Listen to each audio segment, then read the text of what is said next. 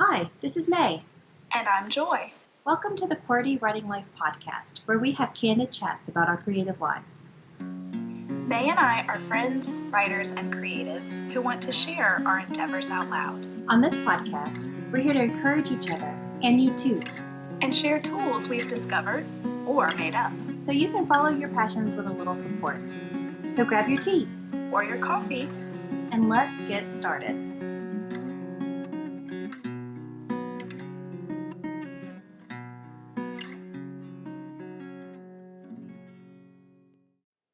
Anyway, It's okay. Let's talk about motivation. Yes. What motivates you, May? Well, there are lots of things that motivate me, but it doesn't quite get me through a project, so I think that's one of the things we're going to talk about today. So, Joy, what happened in your creative week? Oh, so I actually watched a tutorial. Sometimes when I start doing things on Photoshop, I start looking for how to do it, and then the process takes me off on a rabbit trail. But I watched a Flern tutorial, and for anyone who has never heard of Flern, I highly recommend it. I can't remember the guy's actual name. I really should have looked that up, but it's Flern with a PH. So, Photoshop and learn, you learn Photoshop. Oh. Yes, I know, and he's just great. Like, he explains things very well. Now, sometimes he does things with the tool, and I'm like, wait a second, and I pause it, and I go to do it, and it doesn't come out the same way. I'm like, what did he do that I'm not doing? Because I think I'm doing the same thing. But anyway, if you are interested in that sort of thing, learning more that you can do with Photoshop and things like that, the one I watched was he was turning a logo. Well, at first he made the logo, but then he made it 3D. And it was just super cool to see all that you can do with that. And he made it look super easy. So anyway, he's on YouTube and has a website. So I thought that was pretty cool. So what about you? What have you done creative for the week? Oh, man. This week, I loved this week. Can I just say that I loved this week creatively? Like, it was just, it was one of those weeks that, like, you didn't plan to work on a particular thing, but your right brain is just like, nope, we're working on this week. So that kind of happened to me, and it really, it wasn't a ton, but I did flesh out the sequel to the book that I'm writing, which so exciting. I haven't finished the revisions for that, but my right brain really likes the sequel to it, so that's going to happen. But this book is going to get written, and then I will draft the second one. And it is a concept that is beautiful and scary to me, and I am really excited to work on it.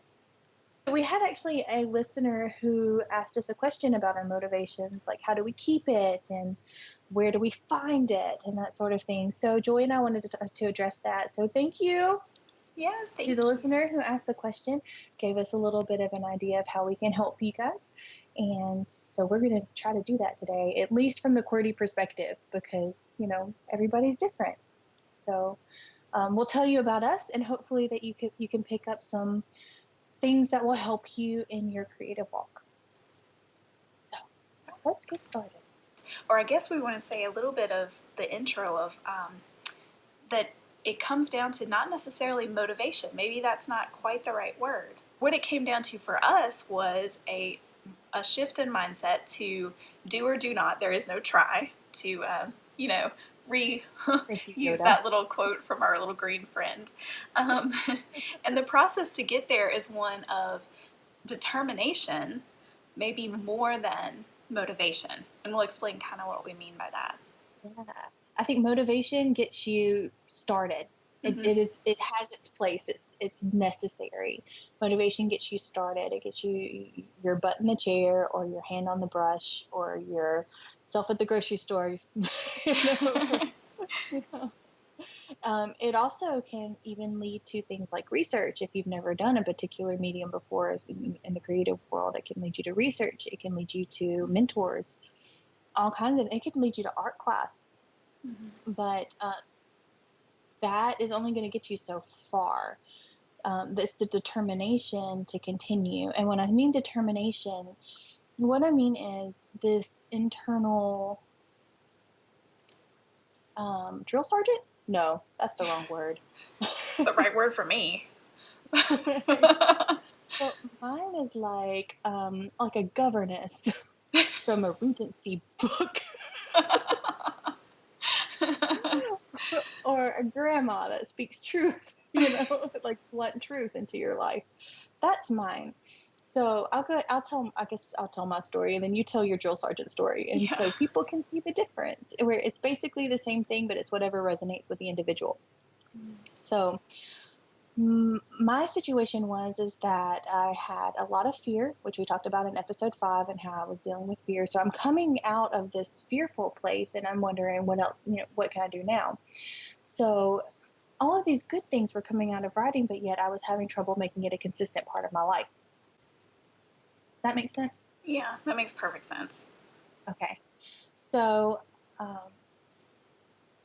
what I was wondering is if I adored it because of the way that it was helping me heal, or if I adored it on a career level, like a professional level. So is it something that I even needed to take into a professional realm in order for me to appreciate it? So one night, kind of hanging out, and I'm not writing. And I wanted to be writing. There was the shame and there was the guilt and all of the stuff of not writing. And I'm like, okay, May, what do you want to be? Like, really and truly, what do you want to be? And I'm going to ask you this question. I'm telling myself this. So, We talk to ourselves. I'm going to ask you this question, but I'm also going to give you permission to say, I don't want to be an author for a career. And when I did that, the writer part of me kind of bucked and hated that idea. It was like, what? You're not gonna keep me? When I felt that pullback, that bucking of my heart, I guess, about not pursuing that anymore, I kind of had my answer at that point in time. It was like it was like confirmation that I was doing the right thing. And at that point in time, when I realized that writing was something that I really truly wanted to do and I wanted to make it a career, I had less of a problem keeping with consistency. Yeah. So that was my governess, my little Regency governess was like, so darling,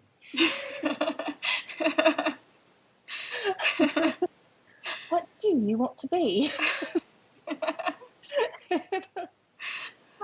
And it was her sweet cadence and British accent that made me realize that I wanted to be a writer, and which led to consistency. So that's my story. Joy, what's yours? Okay, so mine is almost the same except for the voice. Okay, so I have a little bit more of a drill instructor voice in my head, apparently. And so, with me, it was very much all the same things. We talked a little bit about our background and how we kind of got to this point in our intro episode, so I won't go into all that again, but it was very much, I had stops and starts, and it was very much a decision. I had to make a decision. Am I really going to pursue this seriously or not? And so the Jillian Michaels kind of fitness instructor, drill instructor voice came into my head and was like, do you want this or not? And so that is my question, and that in that voice that I use every time that I just want to quit or just want to not do something that day or, whatever. Do you want this or not? And if I do, then I have to work for it. So that's mine. How mean to you? I know, I'm very mean. But it works for me. It does. Okay, so I guess that's kind of where we start is as far as motivation. Do you want this or not? Or what do you want to be? And you give yourself the chance to say not a writer. Yeah. And I think like it's interesting that we both have this, and we both came to these points separately, but we each have like, I mean, it's the same thing. We're asking the same question, just in a different way. And so I feel like that could be something that helps other people is if you can find that thing. What is that thing, that question, that mantra, that whatever it is for you that gets you over that little hump of, okay, I don't know that I want to keep doing this. I can't, this is hard. Like all those things that we talked about earlier, you know, it's hard. There's no easy button to becoming a published author. There's no easy button for taking whatever your passion is, whatever your creative passion is, whether it's writing or something else, taking that and transforming it into something that can actually be financially beneficial, or you know, something that can even replace your career one day. You know, if you're taking that mind shift, you've got to come up with something that's going to be more than just something external that you have no control over, that is going to be here 1 second and not the next. And I think that that's really what we were getting to with the difference, or kind of a change in understanding, I think, of motivation and determination. I want to see, you know, who needs the drill instructor and who prefers the governess. I mean, I'm very curious about that. Or it could be something completely different. Maybe it's like a, you know, surfer dude coach who's like, man, you just need to do this. You know, I don't know. I'm super curious. Supportive. Yeah. I kind of like the surfer dude idea now. Can I change mine? I don't think the surfer dude's going to be enough for you. Yeah, it's not. You might need like, oh goodness, who's worse? You need like Gordon Ramsay. Oh yes, yes. Like that one. I like him. Oh, an accent and a drill sergeant all in one. There you go. There you go. Or Robert Irvine. Either one of them would work. Okay. Yeah. Okay, I'll take that. Yeah. Yeah.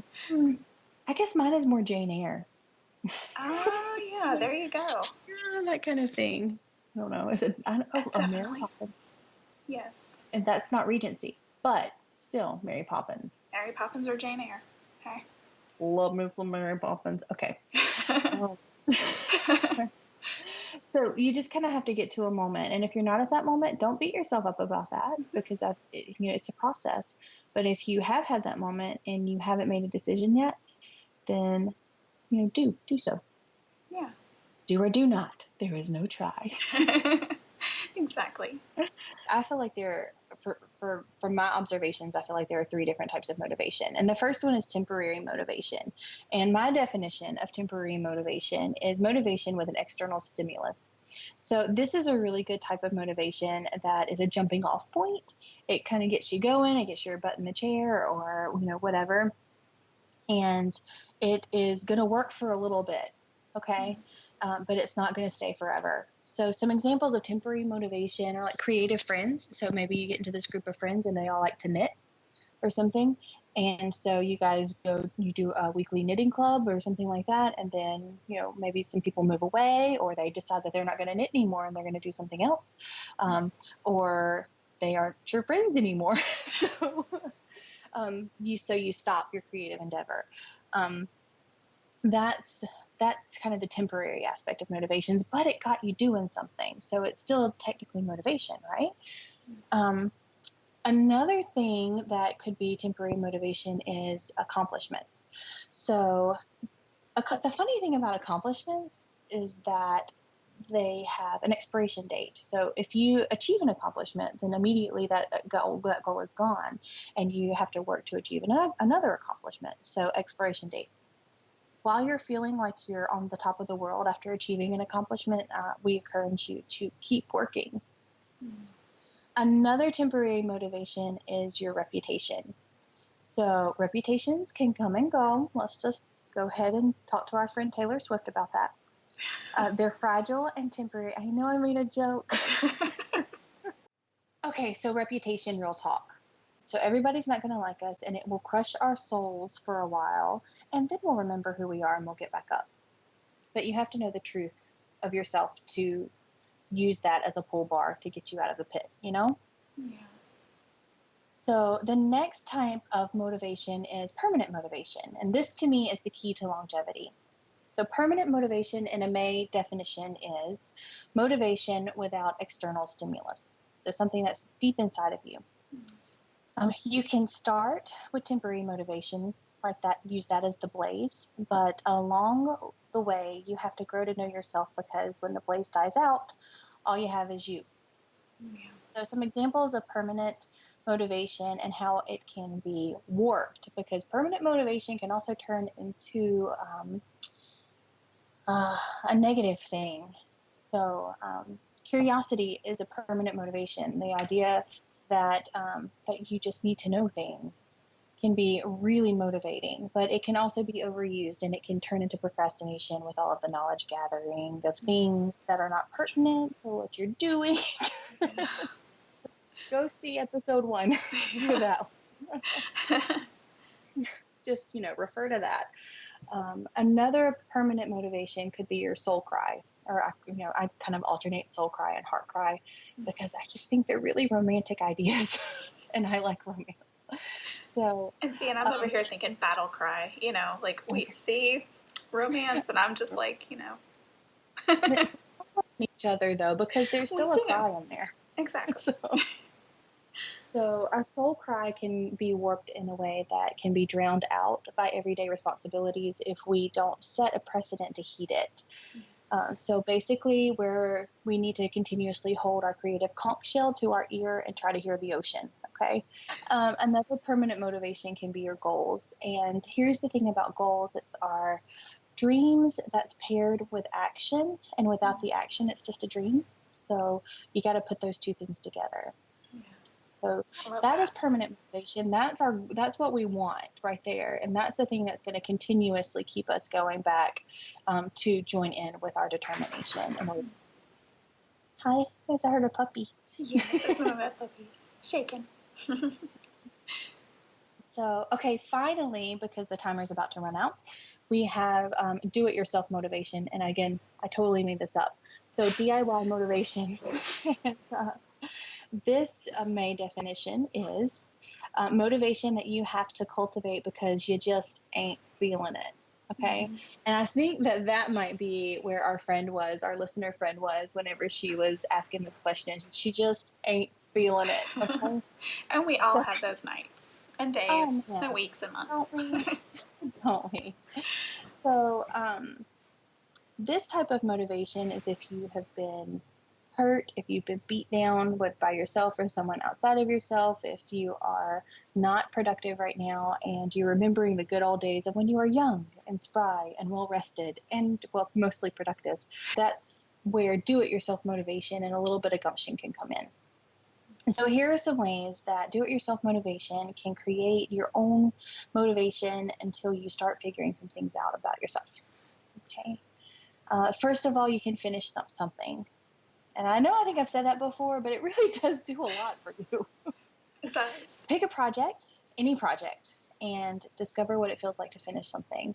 I think shorter projects are really good for this one, because if you decide to finish your novel and you're just on like chapter 2, that one's going to take a little while to motivate you, my friend.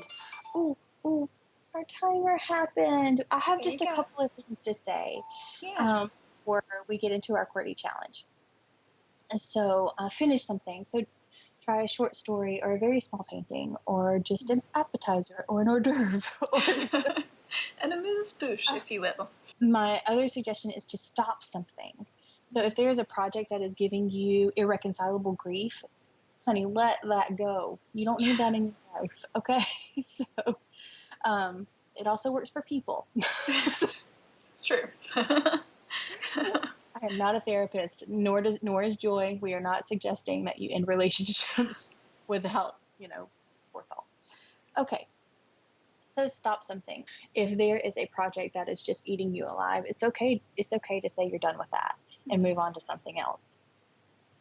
The other suggestion for DIY motivation is to make something else. So if you're feeling weighed down by one creative endeavor, try another one, something that's out of the ordinary. So just swap on over to crocheting if knitting is not your thing, or if you go into pottery and, so for writers, it's a little bit easier because we're using the same skills, writing, but we could switch from a novel to flash fiction or to poetry, or we could try our hand at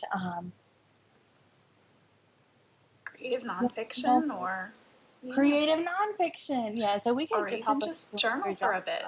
And that was a huge thing for me. So that's a whole other topic, but that could actually spur you on with some of your fiction projects. You might be surprised. Yeah. Absolutely. Those are really great suggestions, Joy.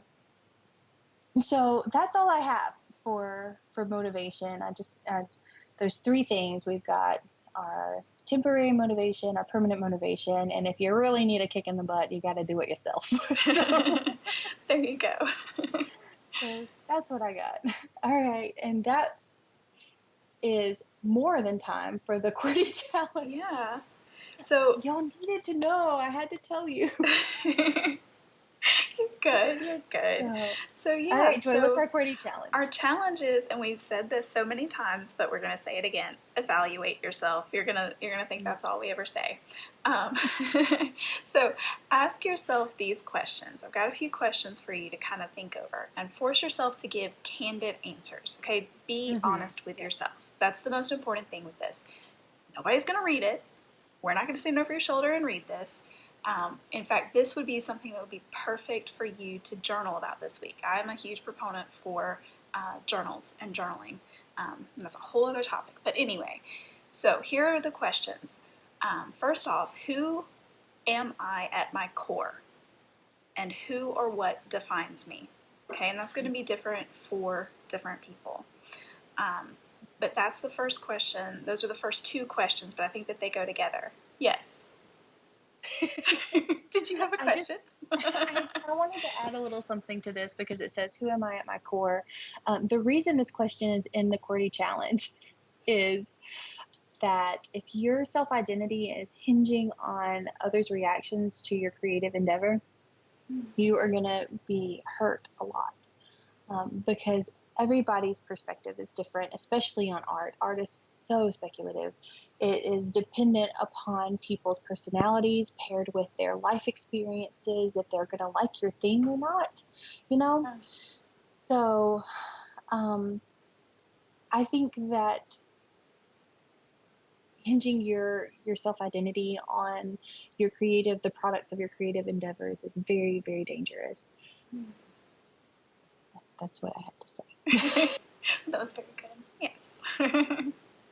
So once you figure that out, and this could be something that you've already answered, okay? And that's great if you have. But for a lot of people, maybe you haven't answered this.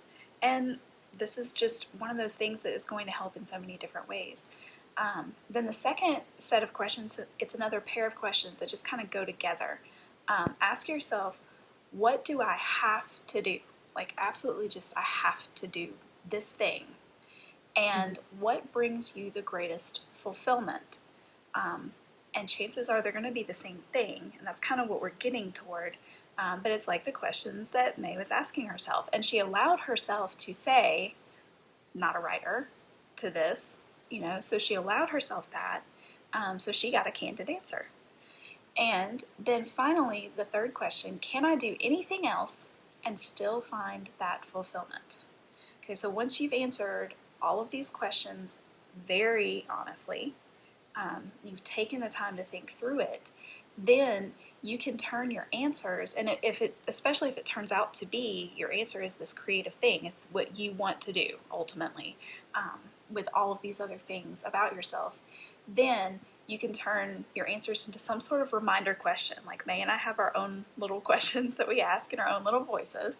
And so you can turn yours into your reminder question or your mantra or whatever the thing happens to be for you that will stoke your determination on those days when you're tired and your other motivation isn't working. And maybe those external things around you that you've used to motivate you, they aren't there. And so you need something more and something that's right there. So, yeah, do it yourself. there you go. Okay, that's all we have for you today, guys. I hope that you enjoyed it, and I hope that you are able to pinpoint your motivation so you can keep doing your thing. Absolutely. So we will talk to you next week. Have a great week. Bye. Thanks for listening until the end. Seriously, you're a trooper. Do you think QWERTY Writing Life is the bomb? May, you just said the bomb. Don't you censor me. If you think QWERTY Writing Life rocks ice for real, Oh my word. please rate, review, and share us with others. If you have questions about this week's episode or want to start a conversation, you can reach us by visiting QWERTYWritingLife.podbean.com. We'll be back next week with more candid chats for you.